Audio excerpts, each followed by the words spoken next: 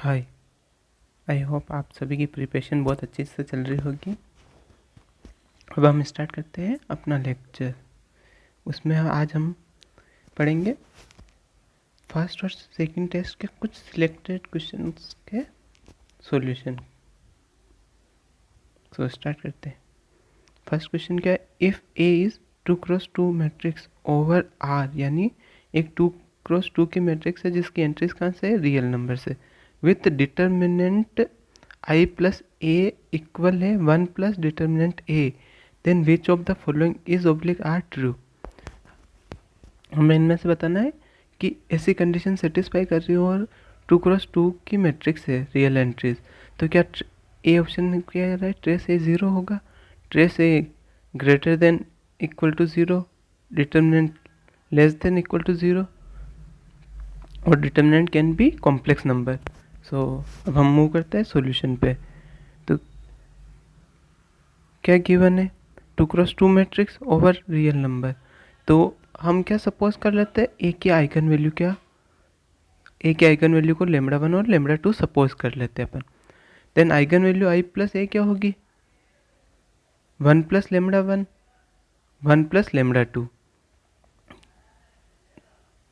और डिटर्मिनेंट क्या होता है? आइगन वैल्यू का प्रोडक्ट होता है। तो यहाँ पे डिटर्मिनेंट आई प्लस ए क्या हो जाएगा? Lambda 1 plus lambda times 1 plus λ2।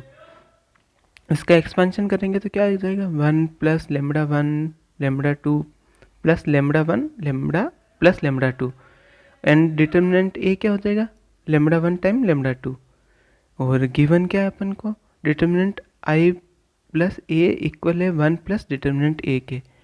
तो यहाँ से क्या होगा? 1 प्लस λ1 λ2 प्लस λ1 प्लस λ2 इक्वल होगा 1 प्लस λ1 टाइम λ2। तो λ1 से ये कैंसिल और 1 से 1 कैंसिल, तो क्या बचेगा? 1 प्लस λ2 इक्वल 0। तो यहाँ से क्या कंक्लूजन निकलेगा? λ1 किसके इक्वल होगा? माइनस ऑफ λ2 के।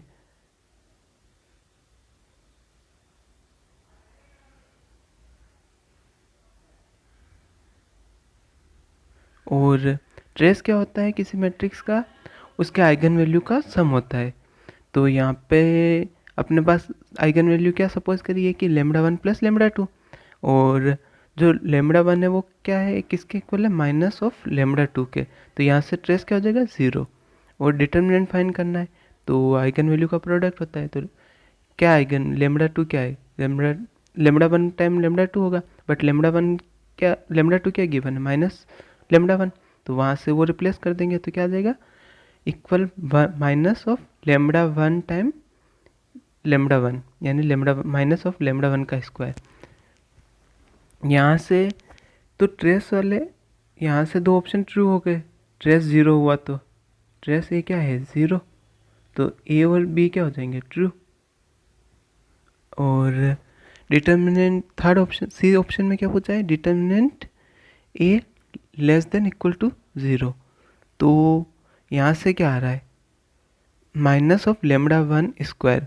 बट ऐसे अगर λ1 कॉम्प्लेक्स नंबर हुआ तो आयोटा स्क्वायर क्या होता है? -1। तो वहाँ उस केस में क्या हो जाएगा? पॉजिटिव आ जाएगा। तो हमें एक ऐसी मैट्रिक्स कंस्ट्रक्ट करनी है इसको डिस्कार्ड करने के लिए जिसका डिटर्मिनेंट पॉजिटिव हो और आइगन वैल्यू क्या हो? नेगेटिव, कॉम्प्लेक्स नंबर हो। आई मीन ऐसी मैट्रिक्स कंस्ट्रक्ट करनी है जिसकी डिटर्मिनेंट तो पॉजिटिव हो बट आइगन वैल्यू क्या आ जानी चाहिए? Complex number. और क्योंकि ओवर आर है तो कॉम्प्लेक्स रूट आएंगे तो क्या आएंगे? कॉन्जुगेट पेयर में आएंगे। तो यहाँ से हम एक मैट्रिक्स लेते हैं ए। कैसी हो? एक मैट्रिक्स ली ए, वो कैसी है? 0 -1 1 0। तो इसका डिटर्मिनेंट क्या होता है? 1 होता है। तो इससे सी ऑप्शन क्या हो जाएगा? डिस्कार्ड। सी ऑप्शन डिस्कार्ड हो जाएगा अपना। और क्योंकि ए की सारी एंट्रीज क्या है? रियल नंबर, तो कभी भी ए का डिटर्मिनेंट कॉम्प्लेक्स नंबर नहीं हो सकता है। तो मतलब only simply complex number, complex imaginary part, only imaginary part ना हो, बाकी अदरवाइज तो उस डिटर्मिनेंट ए प्योरली इमेजिनरी कर देना है डी ऑप्शन में। तो डिटर्मिनेंट ए प्योरली इमेजिनरी कभी नहीं हो सकता है।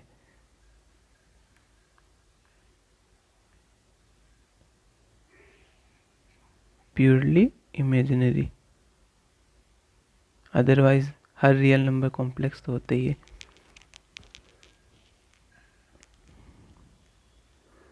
क्या इस क्वेश्चन में अगर मैं ये मेंशन कर दूं कि ए की जो सारे आइगन वैल्यू है वो रियल है, तो क्या एक इस क्वेश्चन में मैं क्या रिप्लेस कर रहा हूँ, एक और कंडीशन ऐड कर रहा हूँ कि ए की आइगन वैल्यू क्या है, अगर रियल है तो इन इसी क्वेश्चन के चारों ऑप्शन में से कौन सा वाला सही होगा, ये आप कमेंट करके बताना। अब हम मूव करते हैं नेक्स्ट क्वेश्चन पे। सेकंड क्वेश्चन क्या है,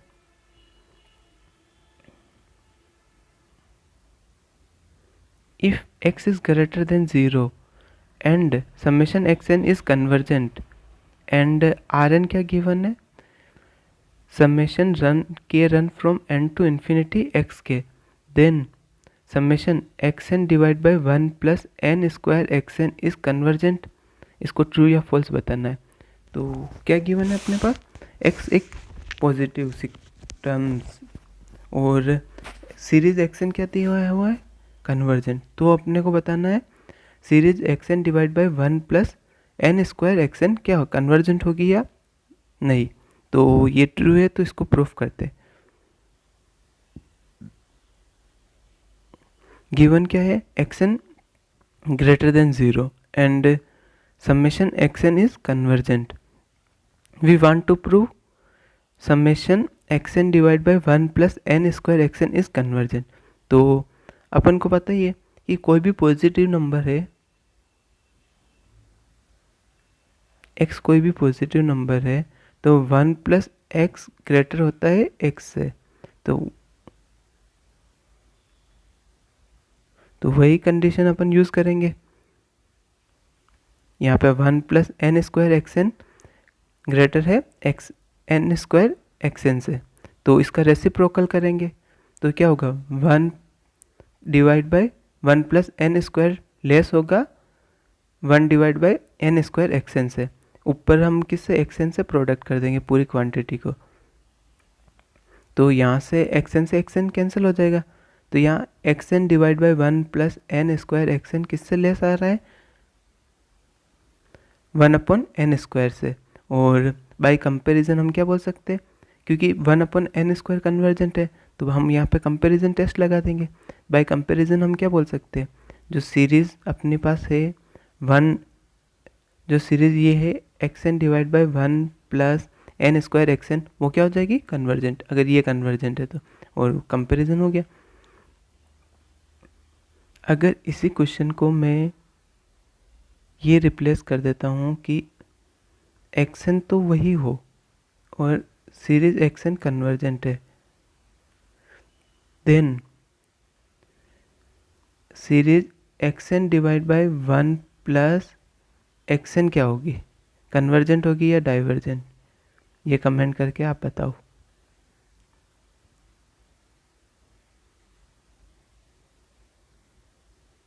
और अगर मैं एन स्क्वायर को एन से रिप्लेस कर दूँ, यानी इसके लिए कमेंट करना x n divide by 1 plus n x n, क्या ये भी कन्वर्जेंट होगी, तो इसके लिए ट्रू या फॉल्स आप कमेंट करके बताना और अपना सॉल्यूशन कैसे सोचोगे वो बताना। और सेम क्वेश्चन के लिए क्या ये इफ़ एंड ओनली इफ़ होगा, ये जो है वो इफ़ एंड ओनली इफ़ कर दे तो भी क्या ट्रू होगा या फॉल्स, इसके लिए भी आप कमेंट करके बताना।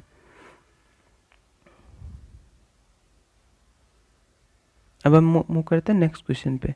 नेक्स्ट क्वेश्चन क्या है अपना,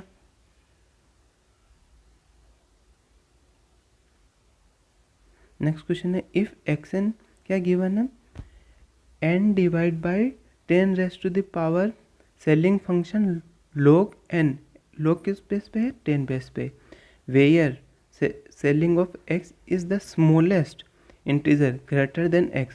इसका क्या मीनिंग होता है? इसका मीनिंग ये है कि अगर आपके पास कोई इंटीजर है 1, ये कोई भी नंबर है x 1/2 कोई भी नंबर है आपके पास, तो उस केस में आपको 1/2 से बड़ा इंटीजर लेना है। 1/2 से बड़ा इंटीजर लेना हो पर वो सबसे छोटा हो उन इंटीजर में, तो यहाँ पे 2 आ जाएगा। 1/2 से बड़े क्या होते हैं? 2 होता है, 3 होता है, 4 होता है, 5 होता है। 2, 3, 4, 5 इसमें से सबसे छोटा लेना है, तो क्या होगा सबसे छोटा? 2। ऐसे अगर आपको 3.4 बोल दिया जाए, 3.4 है, तो इसके लिए smallest integer greater than x क्या होगा? 4। ऐसे तो इनमें से कौन कौन सा ऑप्शन ट्रू होगा ये बताना है अपन को। If limit inferior x n is, limit first option क्या है हमारा कि लिमिट इन्फीरियर जो है वो क्या हो जाए, limit inferior x n equal to 0। Second option में क्या है, limit inferior x n equal to 0.1। और थर्ड में क्या है, limit inferior does not exist. Fourth में क्या है, limit superior x n equal to 1। तो हम अब सॉल्यूशन पे मूव करते हैं इसके कि एक्स एन क्या गिवन है, n divide by 10 raise to the power log n, और log 10 बेस है और सेलिंग फंक्शन। तो अपन क्या करते हैं, दो केस बनाते हैं इस केस में। 10 raise to the power k minus 1 less than equal to n less than 10 की पावर k, और n equal 10 raise to the power k। ये हम दो केस बनाते हैं। सो मूव करते हैं नेक्स्ट पे।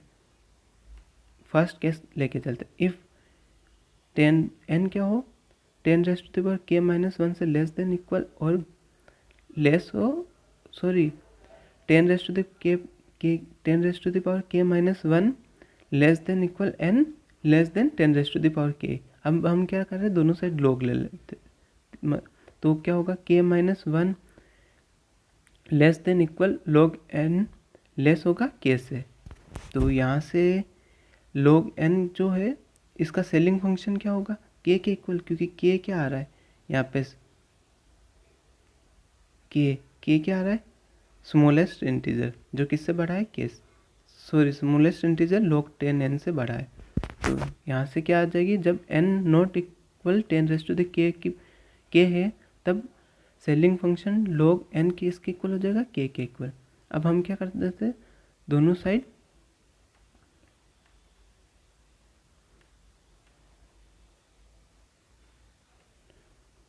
हम क्या कर रहे हैं, इनको 10 रेस टू द पावर में लिख देते हैं। तो 10 raise to the power ceiling function of log n किसके इक्वल होगा, 10 raise to the power k के इक्वल। तो यहाँ से क्या कंक्लूजन निकला, जब n not equal 10 raise to the power k है, तो n जो होगा वो किससे लेस होगा, 10 raise to the power ceiling function log 10n। यानी क्योंकि यहाँ पे क्या गया, जो अपनी अपर क्वांटिटी थी वो 10 raise to the power k की फॉर्म में आ रहा है। यहाँ से क्या आ रहा है, n जो है अपना क्या है, 10 raise to the power k से छोटा है, वो फर्स्ट केस में अपन ने जो लेके चले थे। तो यहाँ से क्या कंक्लूजन निकला, n किससे छोटा है, 10 raise to the power k से। 10 raise to the power k किसके इक्वल है, 10 raise to the power ceiling function of log n के।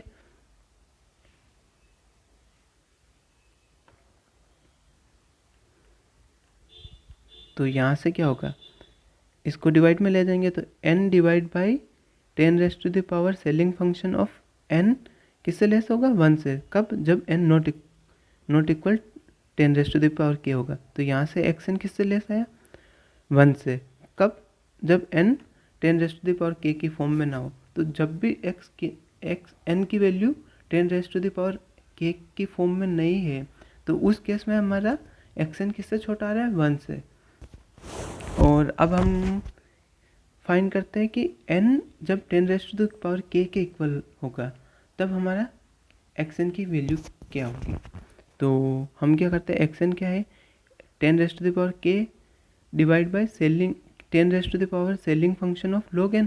log ten rest to the power k होगा, और log ten rest to the power k क्या हो जाएगा, जब 10 बेस है तो के हो जाएगा। और सेलिंग फंक्शन इंटीजर का क्या आएगा, सेलिंग फंक्शन अगर 3 का लिया जाएगा तो 3 आएगा। तो इसी प्रकार के भी क्या है, एक नेचुरल नंबर है, तो वहाँ से भी क्या आ जाएगा, के आ जाएगा।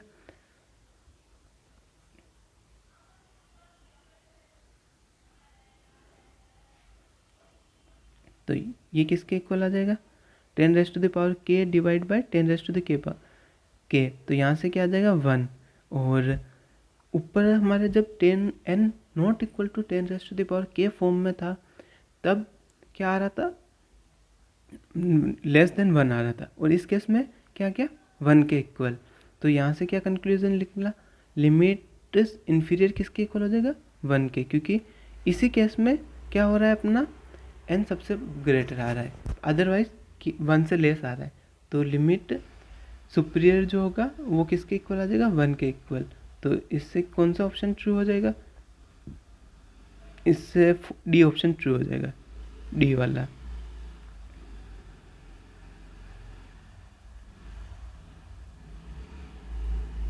इससे डी ऑप्शन ट्रू हो गया। अब हम मूव करते हैं लिमिट इन्फीरियर को फाइंड करने के लिए। तो लिमिट इन्फीरियर फाइंड करना है, तो उसके लिए सबसे पहले हम स्टार्ट करते हैं, जब n not equal ten rest to the power k, क्योंकि n equal ten rest to the power k के लिए xn की सबसे हाईएस्ट वैल्यू आती है। तो उस वाली सीक्वेंस को हटा के दूसरी सीक्वेंस को अपन डिस्कस करेंगे। यहाँ पे क्या होगा, ten rest to the power k minus 1 से 1 लेस है n से, और लेस है ten rest to the power k से। तो यहाँ से क्या निकलेगा conclusion, ten rest to the power k minus 1 divide by ten rest to the power k किससे लेस होगा, n divide by ten rest to the power ceiling function of log n से, वो किससे लेस होगा, ten rest to the power k divide by ten rest to the power k, क्योंकि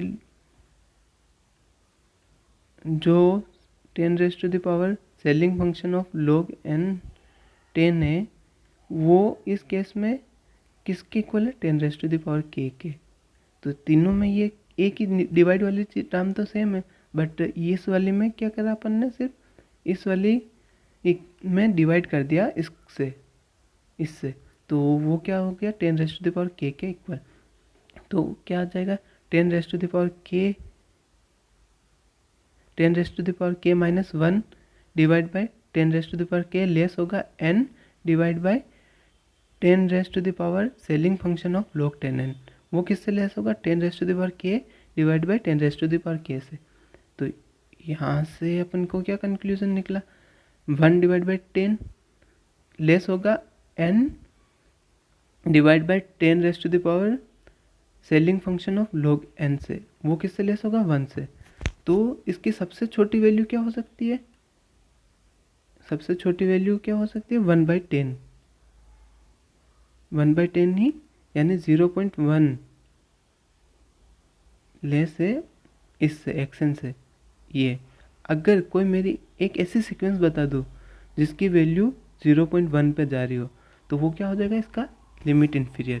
तो हम try करते कि अगर ऐसी कोई पॉसिबल हो, क्योंकि इसकी वैल्यू 0.1 से 1 के बीच है। तो अगर मुझे कोई भी ऐसी सीक्वेंस, इसकी सब सीक्वेंस मिल गई जो किस पे जा रही हो, 0.1 पे, तो हम इसके लिए सीक्वेंस कंस्ट्रक्ट करने की ट्राई करते हैं।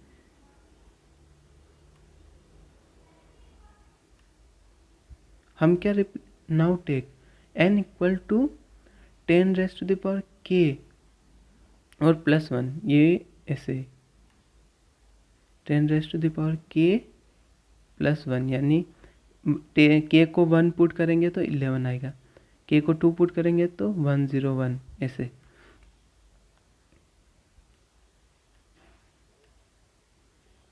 और xn इक्वल है ten rest to the power k +1 divide by ten rest to the power ceiling function of log 10 की पावर के +1। तो यहाँ से इसकी क्या वैल्यू आ जाएगी, जब भी 10 raise to the power log 10 raise to the power k की वैल्यू क्या होती है? log 10 raise to the power k की वैल्यू क्या होती है? k। तो यहाँ पे मेरा k प्लस 1 है, तो इसके लिए k से कुछ बड़ी होगी, तो उसके लिए जो स्मॉलेस्ट ग्रेटर इंटीजर होगा वो क्या हो जाएगा? 10 raise to the power k plus 1 हो जाएगा। इस वाली कंडीशन के लिए 10 रेज टू द पावर यहाँ पे k आ रहा है, k से कुछ ऐड हो रहा है तो उसके k पॉइंट कुछ आएगा, तो वो क्या हो जाएगा? Smallest integer greater than x, तो वो क्या आ जाएगा? k प्लस 1 हो जाएगा।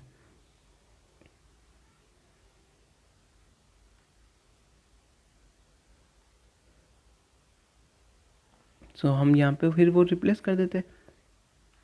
एक्सन किसके इक्वल है? 10 raise to the power k plus 1 divide by 10 raise to the power k plus 1। तो यहाँ से हम इन दोनों को सेपरेट कर देते हैं। एक्सन डिवाइड बाई, अब 10 raise to the power k divide by 10 raise to the power k plus 1 होगा तो 1 डिवाइड बाई 10 हो जाएगा, और इधर क्या आएगा? 1 divide by 10 raise to the power k plus 1। But ये क्वांटिटी कहाँ चली जाएगी? ये क्वांटिटी 0 पे जाएगी जब k लार्ज होगा, तो उस केस में k ये 1 रेज टू, तो यहाँ से क्या एक्सन किस पे जाएगा? k जब लार्ज होगा तो यहाँ से ये 1/10 की ओर अप्रोच करेगा। तो इससे क्या मिल गया अपन को? जो एक सीक्वेंस है उसकी लिमिट क्या मिल गई? 1/10। तो उससे क्या निष्कर्ष निकलता है? लिमिट इन्फीरियर जो एक्सन का है वो किसके क्या आ जाएगा? 0.1। तो इससे कौन सा ऑप्शन ट्रू हो जाएगा अपना? इससे अपना बी ऑप्शन ट्रू हो जाएगा। बी, ए और सी फॉल्स है। अगर इसी क्वेश्चन में मैं सेलिंग फंक्शन की जगह फ्लोर फंक्शन एक्स डिफाइन कर दूँ, फ्लोर फंक्शन जिसमें क्या हो? Greatest integer smaller than x, यानी जो मेरा 1.2 है उसके लिए क्या आ जाना चाहिए? सबसे इससे छोटा इंटीजर जो x से छोटा इंटीजर जो x से छोटा इंटीजर जो क्या हो? सबसे बड़ा हो। तो ये यहाँ पे 1 आ जाएगा, क्योंकि 1 होता है, 0 होता है, -1 होता है, तो उसमें सबसे बड़ा कौन सा है? 1। या 2.2 होता तो उसके लिए फाइंड करना है, तो क्या आ जाता? 2। तो अगर मैं इस कंडीशन को इससे रिप्लेस कर देता हूँ फ्लोर फंक्शन से, तो इस क्वेश्चन के क्या क्या आंसर हो सकते हैं और कैसे फाइंड करोगे ये आप कमेंट करके बताएं।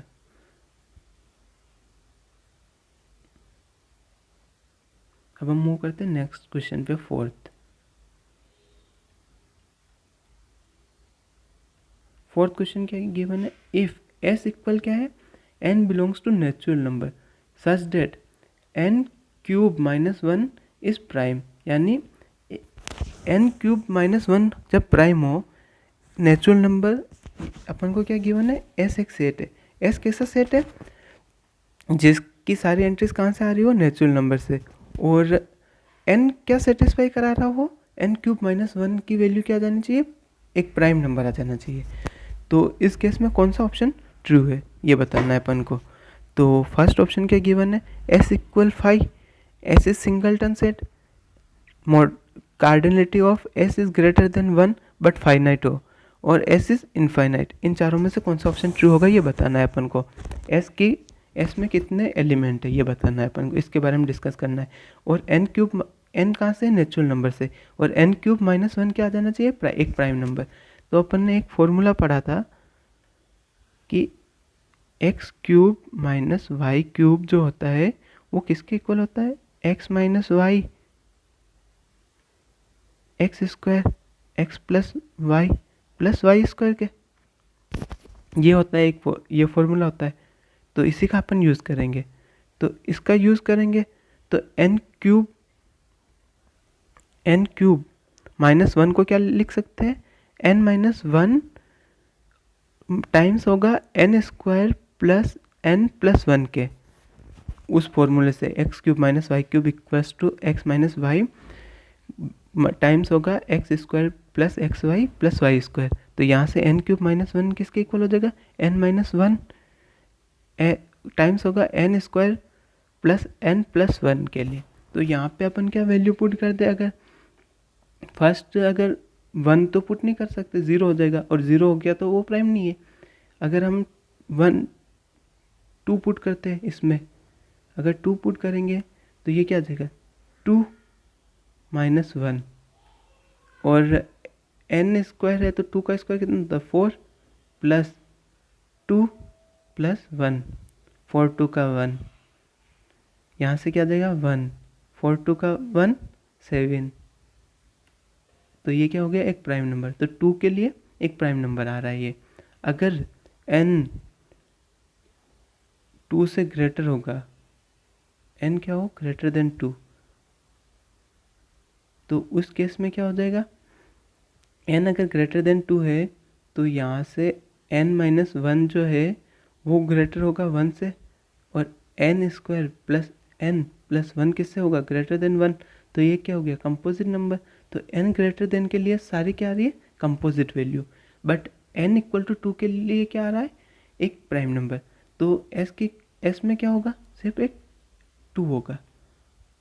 तो यहाँ से s की कार्डिनलिटी के आगे वन, तो s क्या हो गया, एक सिंगलटन सेट। तो ऑप्शन कौन सा करेक्ट हो जाएगा, बी ऑप्शन क्या हो जाएगा, ट्रू। ए फॉल्स है, सी फॉल्स है, डी फॉल्स है। अगर मैं इसी क्वेश्चन में n cube minus one prime की जगह कंपोजिट कर देता हूँ,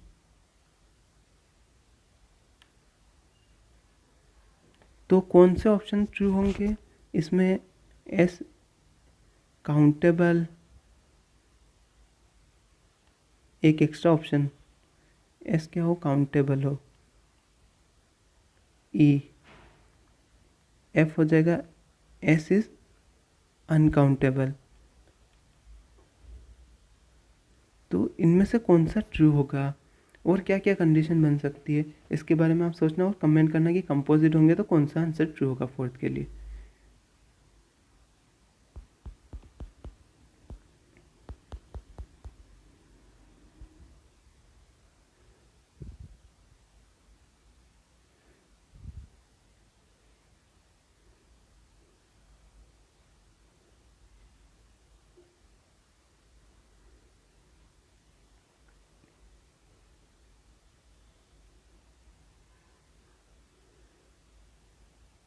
यहाँ पे हमने एन क्यूब माइनस वन को किसके इक्वल लिखा, n minus one n square plus n plus one के। जब हम एन को टू के इक्वल पुट करेंगे तो यहाँ क्या आ जाएगा, seven n minus one sorry two minus one, four plus two plus one क्या होगा, सेवन सेवन। तो ये एक प्राइम नंबर है। But if n greater than two है तो क्या हो जाएगा, एन क्यूब माइनस वन किसके होगा, n minus one n square plus n plus one. तो ये क्या क्वांटिटी आ रही है, वन से ग्रेटर, ये सेकेंड वाली भी वन से ग्रेटर है, तो एक कंपोजिट नंबर हो जाएगा। क्योंकि एक प्राइम नंबर के लिए फैक्टर क्या होना चाहिए, वन, मतलब उसके दो ही फैक्टर, एक ऐसा एक फैक्टर ही एग्जिस्ट करता है जिसका सेवन मल्टीप्लाई वन के फॉर्म में लिख सकते हैं उसको, या खुद और वन के अलावा उसको किसी और नंबर के प्रोडक्ट के रूप में नहीं लिख सकते। अब फिफ्थ क्वेश्चन पे अपन मूव करते हैं। क्या there exist a sequence x n in Q such that, x n किस पे जा रही हो, अल्फा पे, where alpha is real number. तो क्या ऐसी सीक्वेंस एग्जिस्ट करेगी, तो करेगी, क्योंकि अगर आपके पास कोई भी सीक्वेंस है जो क्यू से है तो वो सीक्वेंस किसी अल्फा पे जा रही है, और अल्फा क्या है, एक रियल नंबर होगा। तो ऐसी सीक्वेंस एग्जिस्ट करती है। अब इसी क्वेश्चन को इस टाइप से सोचे कि हमें एक सीक्वेंस बतानी है एक्सन, जो कहाँ से हो, रेशनल नंबर से, और वो कोई सा भी अगर अपन लिमिट पॉइंट चूज कर ले, अल्फा इक्वल पाई चूज कर ले, सीक्वेंस क्या होनी चाहिए, एक्सन अपनी क्यू से, रेशनल नंबर से सीक्वेंस होनी चाहिए, जो कहाँ पे जा रही हो, पाई पे। तो क्या ऐसे सीक्वेंस का एग्जाम्पल आप बता सकते हो? तो उसके लिए अपन क्या करेंगे, एक्सन को क्या ले ले, greatest integer n alpha, alpha कुछ जो भी आपको जिस नंबर पे आपको उसके सीक्वेंस को कन्वर्ज करानी हो, तो वो क्या ले लेंगे, greatest integer n alpha divide by n. तो जब भी ग्रेटेस्ट इंटीजर होगा तो इससे क्या निकलेगा, कोई ना कोई एक इंटीजर आएगा, और डिवाइड बाय एन है तो वो क्या एक रेशनल नंबर हो जाएगा। तो इससे क्या निष्कर्ष निकला, ग्रेटेस्ट इंटीजर क्या होगा, एक इंटीजर होगा, यहाँ से भी इंटीजर है, एन नेचुरल नंबर है, तो यहाँ से जो ये किस फॉर्म में बनेगी, एक रेशनल नंबर के फॉर्म की बन गई। तो ये क्या होगी, एक रेशनल सीक्वेंस। और अपना अल्फ़ा में पाई आ जाए तो मैं क्या ले लूँगा, एन पाई एक्सन को डिवाइड बाय एन। तो यहाँ से जो हम क्या लगाएंगे, अब इस पे क्या इसकी लिमिट पाई जा रही है ये चेक करना है अपन को। अब तो हम क्या करते हैं,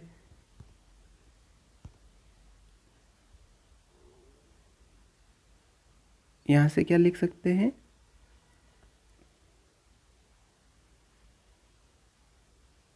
जो एन अल्फ़ा ये है वो लेस होगा एन से, एंड ये होगा एन अल्फ़ा -1, ये ऐसा होता है। तो यहाँ से अपन क्या करेंगे, एन से डिवाइड कर देंगे इसको भी एन से डिवाइड कर देंगे,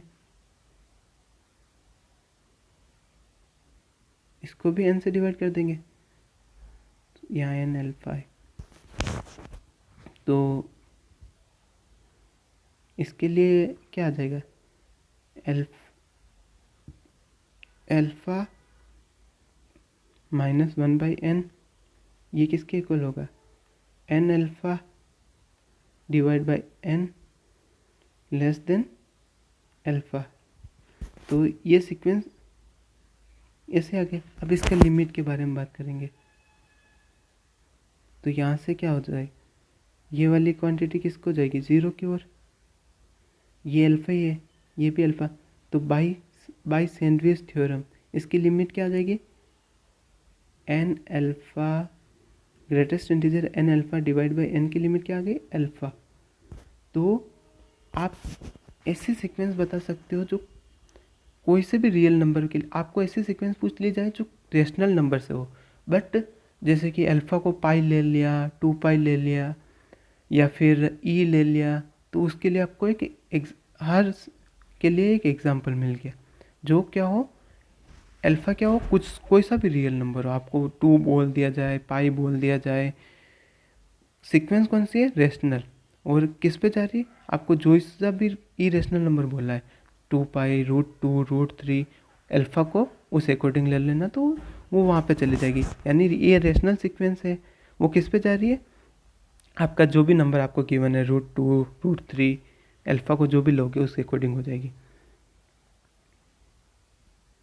क्या इसी प्रकार से आपको क्या एक सीक्वेंस है एक्सन,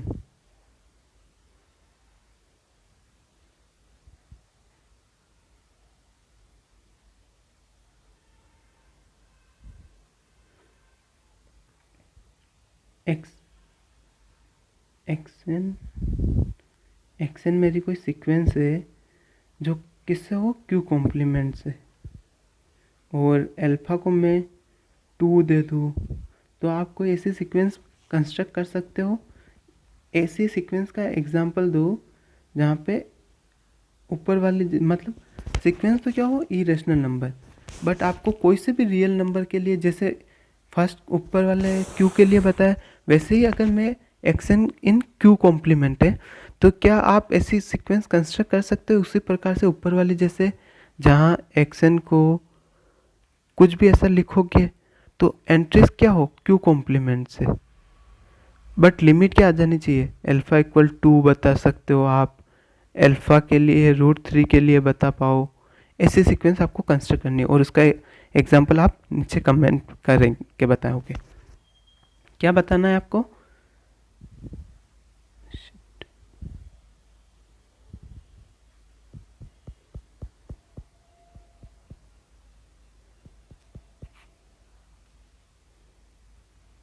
एक्सन जो है, एक्सन है एक सीक्वेंस, किससे? इन क्यू में, क्यू कॉम्प्लीमेंट में।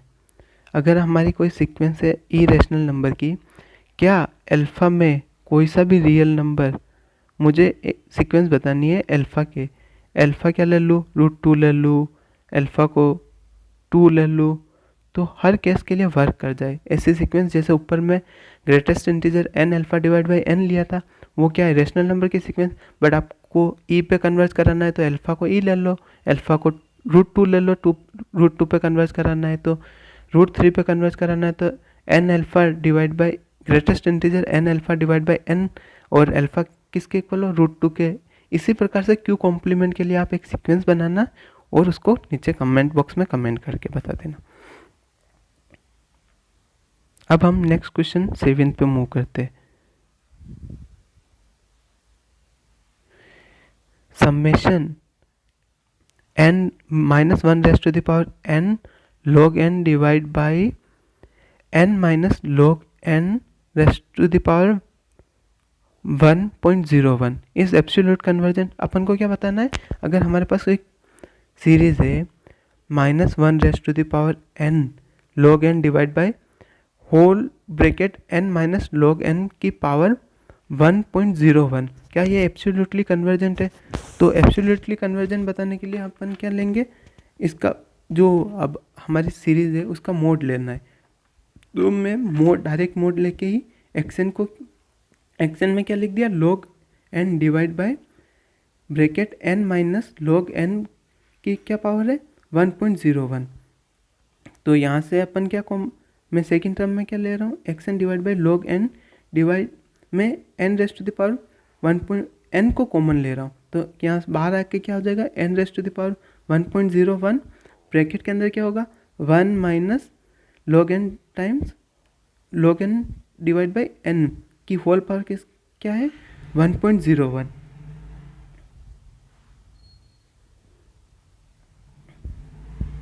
तो एक्सन को क्या लिख सकते हैं?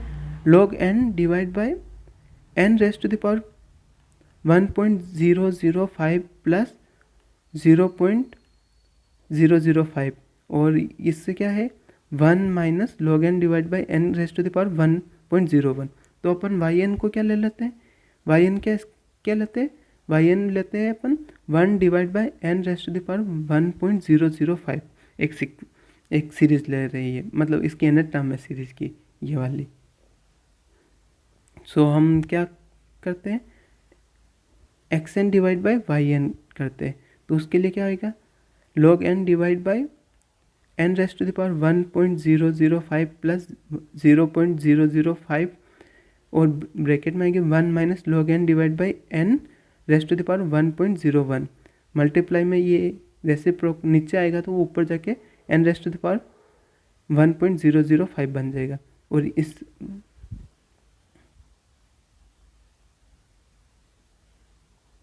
1.05 से ये वाला कैंसिल हो जाएगा, तो यहाँ से क्या बचेगा? log n divide by n raised to the power 0.005 bracket में 1 minus log n divide by n raised to the power 1.01। अब हम क्या इस पे करेंगे? इस पे लिमिट अप्लाई कर देंगे।